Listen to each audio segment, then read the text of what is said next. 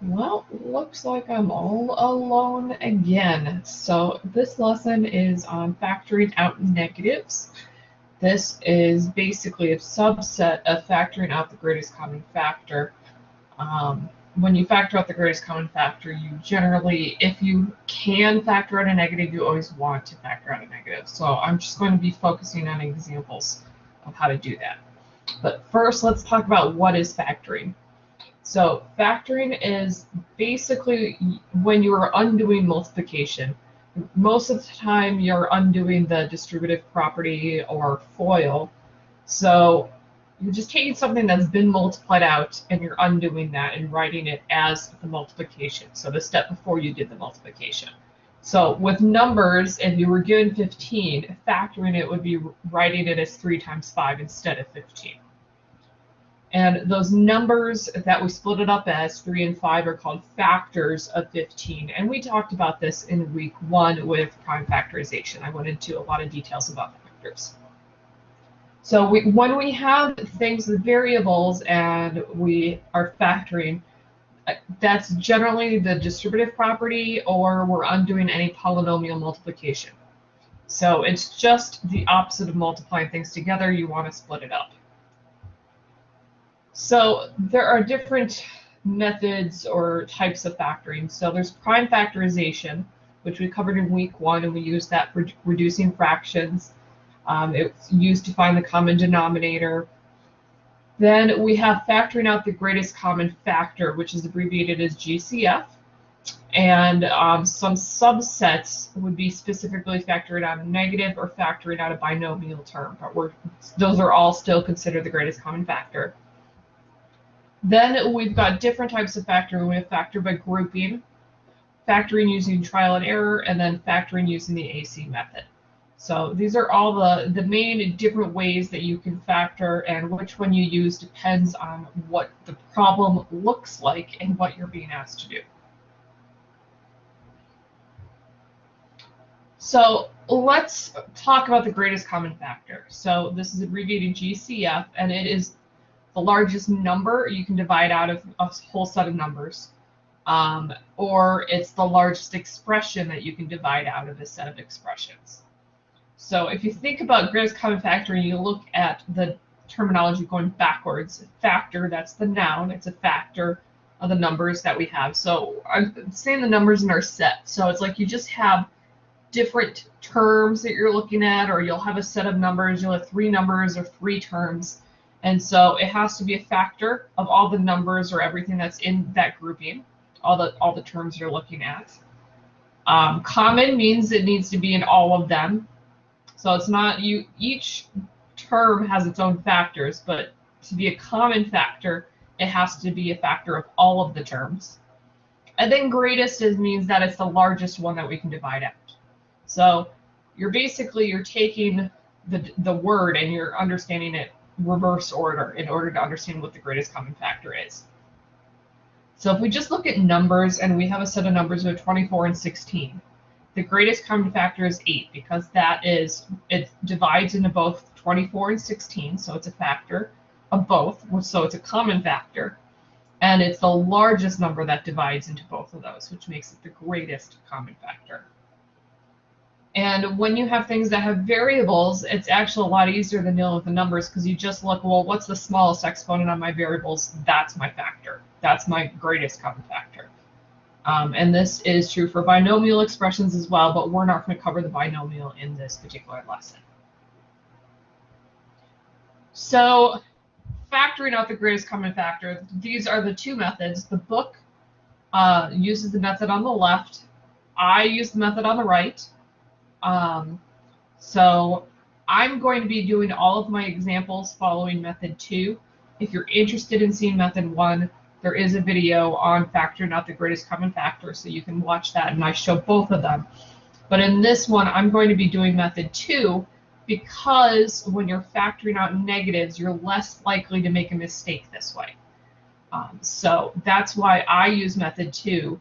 Plus, method 2 is very handy if you have to go on to take more higher levels of math, because sometimes you factor things out that aren't obvious And so knowing how to do it even if it doesn't divide out evenly. Like sometimes we want to factor out something even if it doesn't divide evenly.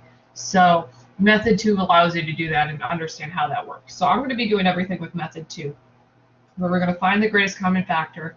We're going to rewrite it. So your greatest common factor is in front, and then you divide everything by the greatest common factor.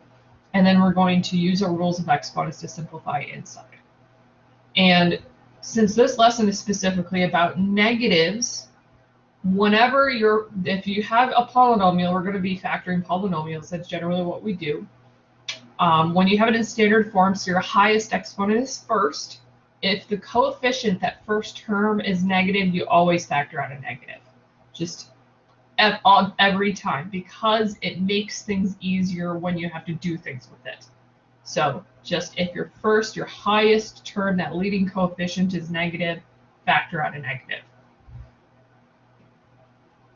So let's get to it. So first ones here, I'm going to tell you what we're factoring out, and then we'll move on to finding the greatest common factor and then factoring it out. But here we're being given the greatest common factor. So we want to factor out a -1 from this polynomial, -7x minus 6y minus 2z. So just for terminology here, this is a polynomial. So we've been working with that for about a week now. We were doing stuff with exponents and multiplying them out. And then we're factoring out a -1. This is our greatest common factor. And it's the greatest common factor because if we look at our coefficients, we have a -7, a -6, and a -2. They don't have any numbers in common. So we can't divide any number out of it other than 1. But because the first term there is negative, we're going to factor out a negative. So that's why we're factoring a -1 out of here. And because none of the variables match, we can't factor out a variable because they don't have any variables in common. So the way that it works is that you first write your GCF in front, and then you have set of parentheses. And then you take each term of your polynomial, and I need to make sure my 2's and z's don't look like each other. And you're writing each of these over the GCF, -1. Now notice that I put all of those negative signs on top, and then I put a plus in between. This helps prevent any errors with your negatives. So like we can rewrite -7x minus 6y is adding a -6y, and then adding a -2z. That's something that I recommend all throughout this course, is to rewrite any negatives or any subtraction as negative, because that helps eliminate any errors. And this is one of those situations where you want to write it as adding a negative, and then the negative goes with the number, and then you just have pluses in between. So just to kind of color code here, we have the GCF in front, and then we're dividing everything by the GCF.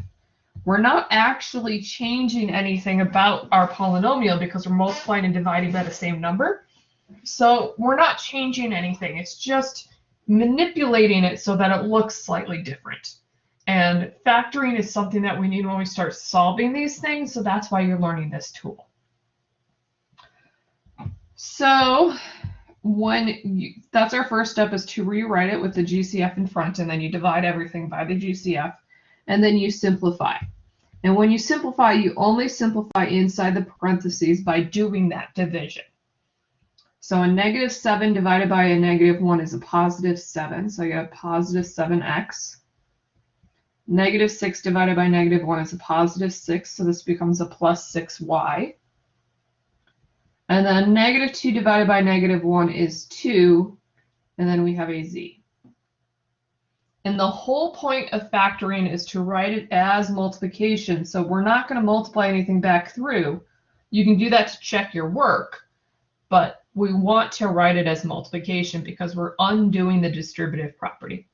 So you can see now it looks like what you would have before you distribute.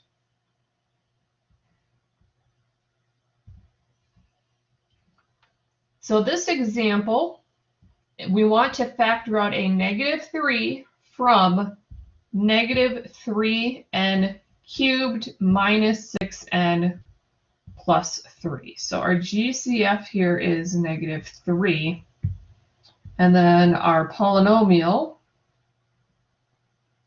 is -3n cubed minus 6n squared plus 3. So let's start by writing it out as all of those subtractions is adding a negative. So I have a -3n cubed plus minus 6n squared plus 3. So that will just set that as our habit. Just rewrite any subtractions as adding a negative. And then we're going to factor out a -3, which is our greatest common factor. So I'm going to make sure that my parentheses are big enough since I'm going to be doing some dividing here. Now, we know that this is the greatest common factor because if you look at our coefficients, we have a -3, a -6, and a 3. 3 is the biggest number that I can divide out of all of those. And then because the first term is negative, I'm going to divide out a -3. Because our last term doesn't have an n, I can't divide out an n because if it's not there, I can't remove it. So I can only divide all of those by a -3. So I'm going to rewrite my polynomial here, and I'm trying to color code just so you can kind of see. I'm going to use white for the setup for these fractions. Actually, let's use white for the parentheses as well. I don't know if the color coding helps, but you can try it. And then I'm dividing by the GCF all in the bottom. So at least if I color code the GCF, you can see we're multiplying and dividing by it. And then I took my polynomial and I put that on the top of every fraction. And so then we simplify. So we have a -3 and then parenthesis. And then I have a -3 divided by a -3, which is a +1.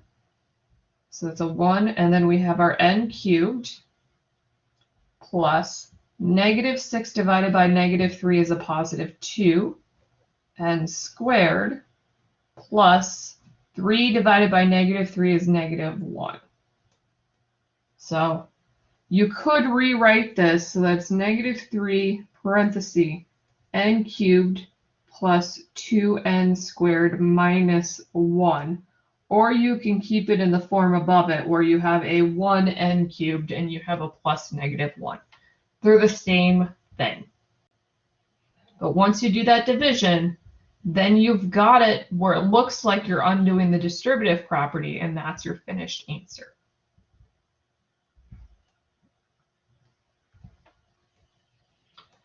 So here we want to factor out the greatest common factor from -2x cubed minus 4x squared plus 8. So we need to first identify the greatest common factor so that we know what we're factoring out.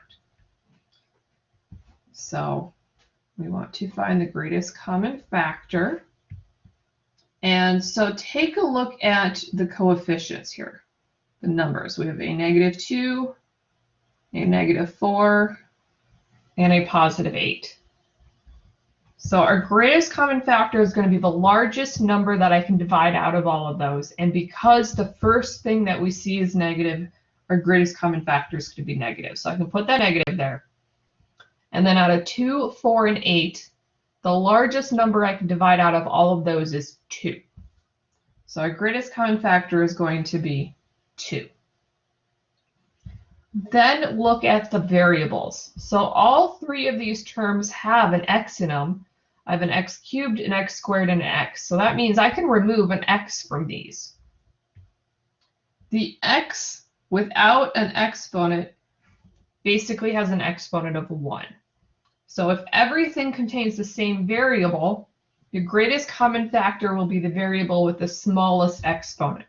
So if our exponents are 3, 2, and 1 on the x, the smallest exponent is x, or is 1, so we're going to just take 1x out of here. or just a regular x. So our greatest common factor is negative 2x. Once you identify the greatest common factor, then we're going to rewrite it. So your negative 2x will be in front. And then we've got our polynomial, negative 2x cubed plus negative 4x squared plus 8x. And I should have rewritten the polynomial as the subtraction as adding a negative. So let me just add that in. It's hard for me to remember to do that because I don't need to do that anymore. But when you're learning, you do. So I want to make sure I write that out. So I've written out my polynomial, and then I'm dividing all three of these terms by the greatest common factor, negative 2x. And if it helps when we are having things with variables, it's usually helpful to put the 1 for each of these. So that way you can make sure you follow those rules of exponents when you're simplifying.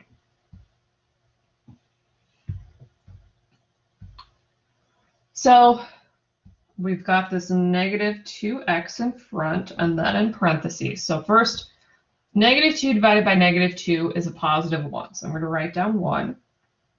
And then I have an x cubed over x. So your rule is you subtract the exponents top minus bottom. 3 minus 1 is 2. So this will give us an x squared.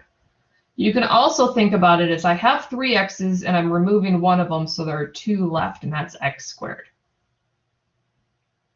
Then plus, then negative 4 divided by negative 2 is a positive 2. And then x squared over x to the first. 2 minus 1 is 1, so I get just a single x left over because I divided 1 out. And then 8 divided by negative 2 is a negative 4. And then 1 minus 1 is 0, so there's no x at all. So you can just leave it off. The x basically cancels out. So if you want to rewrite this nicely, that's negative 2x, then parenthesis x squared plus 2x minus 4. And you can always double check your work by distributing back through, multiplying it back out, and make sure that you get to your original problem.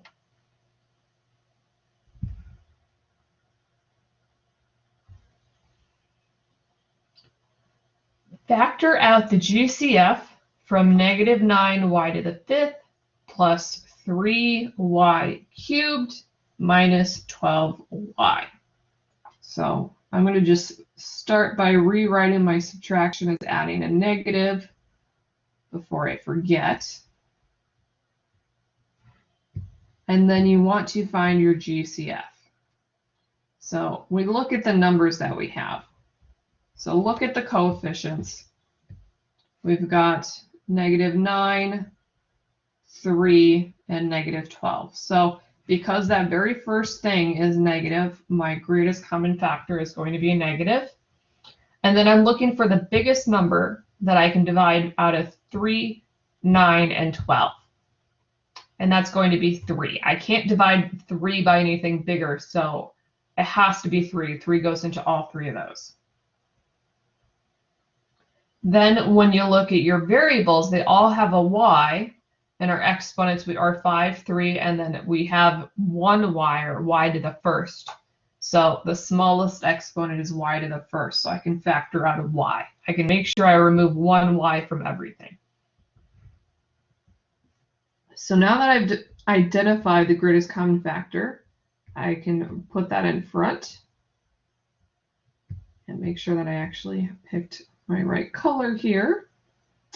Negative 9y to the 5th plus 3y cubed plus negative 12y. And I put in all of my spaces for the fractions. And then I'm dividing these all by negative 3y, which is our greatest common factor.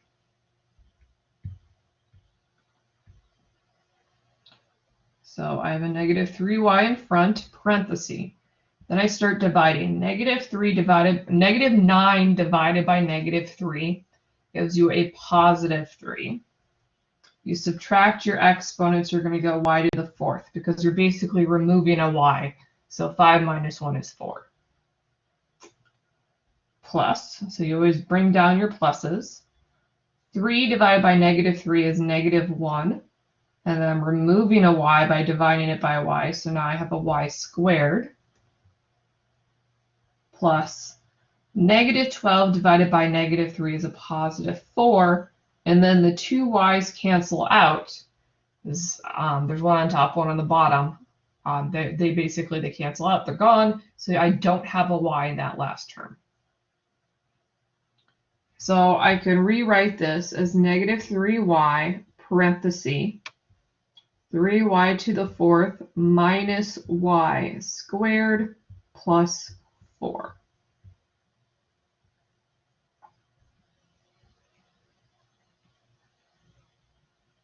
So we have now factored out the greatest common factor. And because that first term was negative, we're factoring out a negative. And the key here is when you factor out a negative, I want you to notice that in parentheses, all of the signs are basically the opposite of whatever you started with, because that's what factoring out a negative does. If you have something that's the sign, the wrong sign, like it's a positive and you need a negative, you can factor out a negative and it will flip-flop.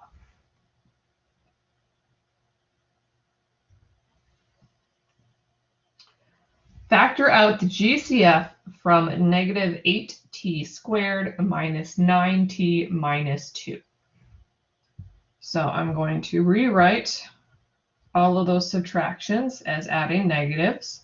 So that becomes a plus minus 9t or plus negative 9t plus negative 2.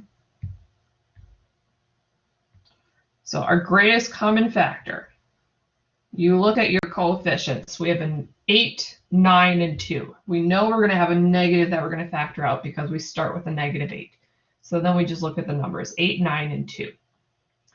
Well, I can divide 2 out of 8, but 2 does not go into 9 evenly.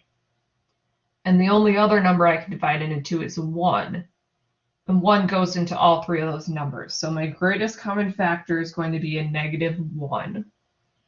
And then you look at your variables. I have a t squared, a t, and then something without a t. So if I don't have a variable in all three terms, if a t is not in all three of them, I can't factor out a t because I can't remove it from something where it's not there. It's not in common. So our greatest common factor is just negative 1. So I'm going to write my greatest common factor in front and then take each of my terms and divide it by that greatest common factor. So normally what I do is just rewrite it at the same time, as opposed to putting in the polynomial first and then dividing. Whatever works for you, however you write it. You just need to make sure that you're dividing everything by that greatest common factor. So we have a negative 1 in front. And then negative 8 divided by negative 1 is a positive 8. And then I didn't do anything to the variables, so they just hang out. So that's still a t squared. Negative 9 divided by negative 1 is a positive 9, and then a t. And then negative 2 divided by negative 1 is a positive 2. So we end up with a negative 1 times, in parentheses, 8t squared plus 9t plus 2.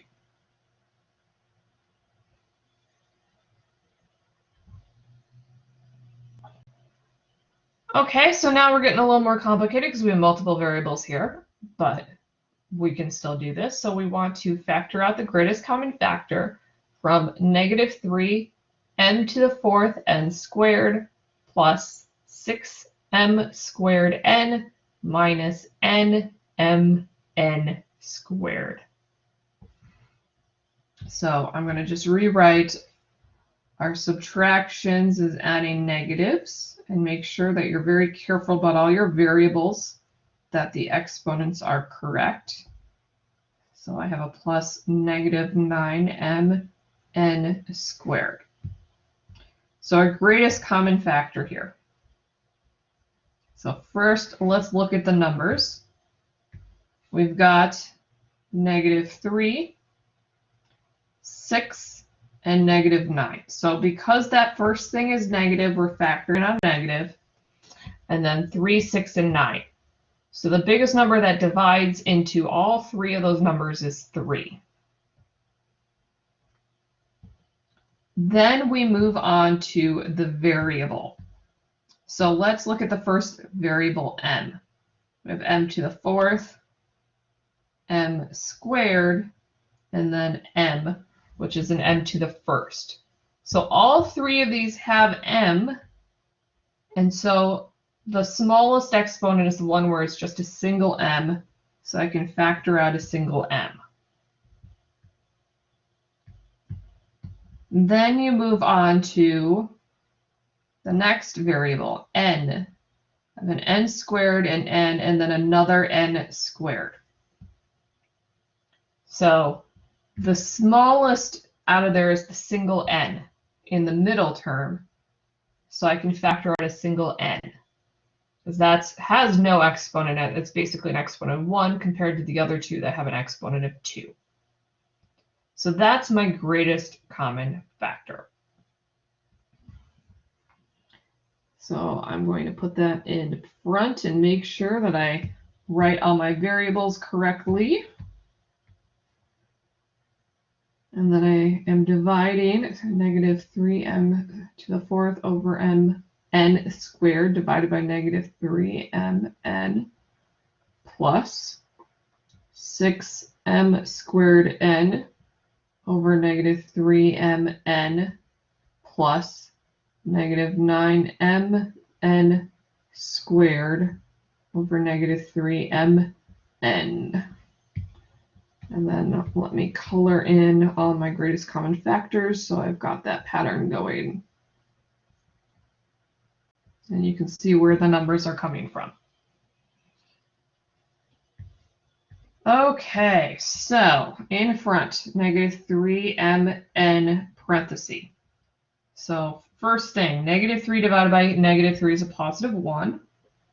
And then on the m, 4, I remove 1, I now have 3. And on the n, 2, I remove 1, I have 1. So I have 1m cubed n plus 6 divided by -3 is a -2. m, 2, I removed 1, I have a single m. And then on the ends, I have 1 on top, 1 on the bottom, so I remove it completely. It's completely canceled out. Plus -9 divided by -3 is a positive 3. M, I have this m on top, m on the bottom. They're the same, they cancel out, so there's no m at all. And then n, I have 2, I removed 1, so I have a single n. So now I'm going to just rewrite this. So it's -3mn m cubed n minus 2m plus 3n. So you want to be very careful with your variables and all of your exponents. And if you're struggling with these variables and the exponential expressions, you can go back to my videos from last week.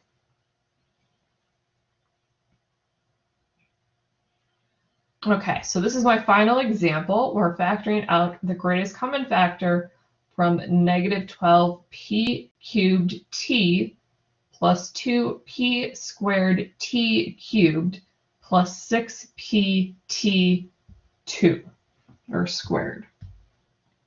So if I rewrite this, actually I don't have any subtractions to rewrite. I don't need to. All right, so we can go straight to the greatest common factor. So first let's look at the numbers. We have a -12, a 2, and a 6. So that first number is negative, so I'm going to factor out a negative. And now 12, 2, and 6. So the largest number I can divide out of all of those is 2. Now let's look at our letter P. So we have P cubed, P squared, and P. So I can only factor out a single P because that is the lowest exponent that I have. And then let's look at the T's. We have a T, T cubed, and a T squared.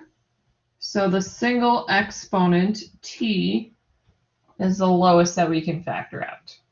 Or it's just a 1, or it doesn't have an exponent there. It's the smallest.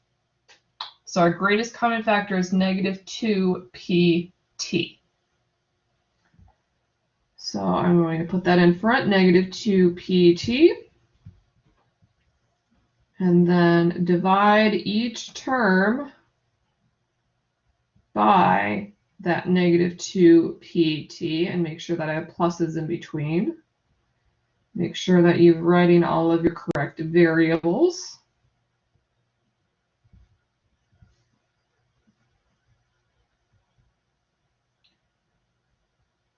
And then I'm going to highlight my greatest common factor in the denominator just for consistency and color coding.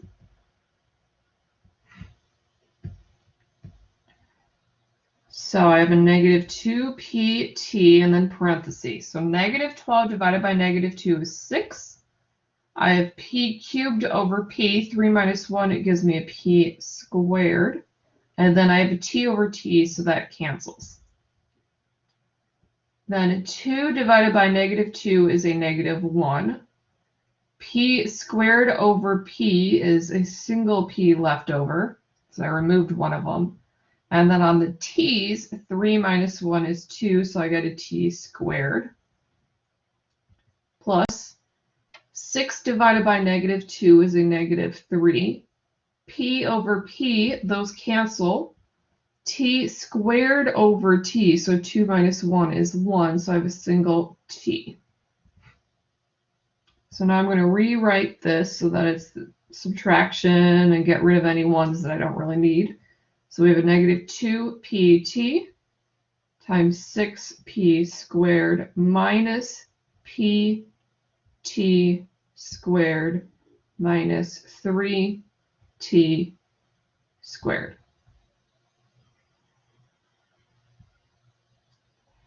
And that is our final answer.